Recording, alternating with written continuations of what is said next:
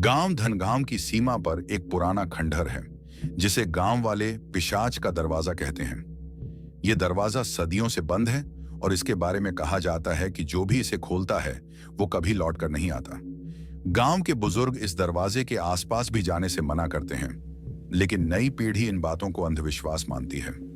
कहानी शुरू होती है चार दोस्तों विक्रम, साहिल, पायल और निधि से, जो शहर से छुट्टियां मनाने गांव आए हैं।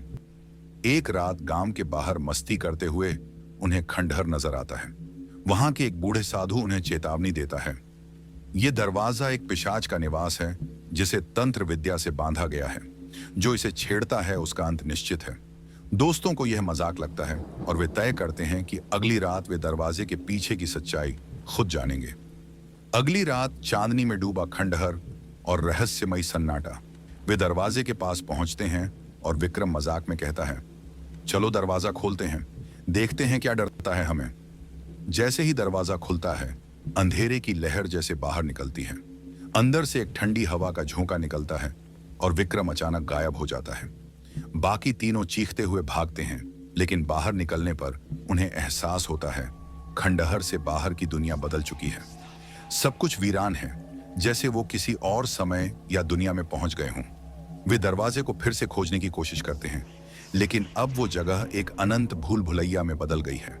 रहस्यमयी आवाजें, अजीब आकृतियां और पिशाच जैसी छायाएं उनका पीछा करने लगती हैं। एक एक कर सब गायब होने लगते हैं। पायल की आंखों के सामने साहिल को एक काली परछाई घसीट ले जाती है।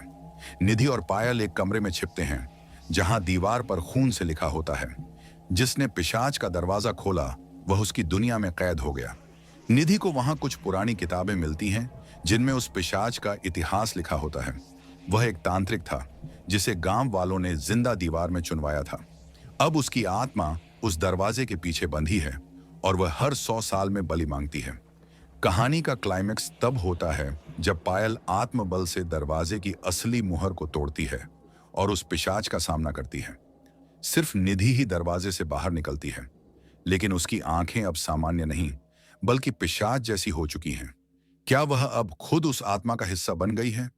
कैमरा झूम करता है उसके चेहरे पर और स्क्रीन ब्लैक हो जाती है, एक लाइन के साथ। निधि के लौटने के बाद गांव में सब कुछ सामान्य लगता है, लेकिन असल में अब कुछ भी पहले जैसा नहीं रहा। गांव में अजीब घटनाएं होने लगती हैं। बच्चों का गायब होना, रात में चीखें सुनाई देना और मंदिरों के सामने बुझते दिए। निधि, जो कभी डरती थी, अब गूढ़ और शांत दिखती है। उसकी आंखों में गहराई है और एक छुपा हुआ डर। एक नया किरदार कहानी में आता है, रुद्र, जो एक रहस्यमयी युवक है और खुद को अघोरी विद्या का जानकार बताता है। उसे शक है कि निधि अब वही नहीं रही और वह गांव में उस दरवाजे की असली सच्चाई जानने आया है।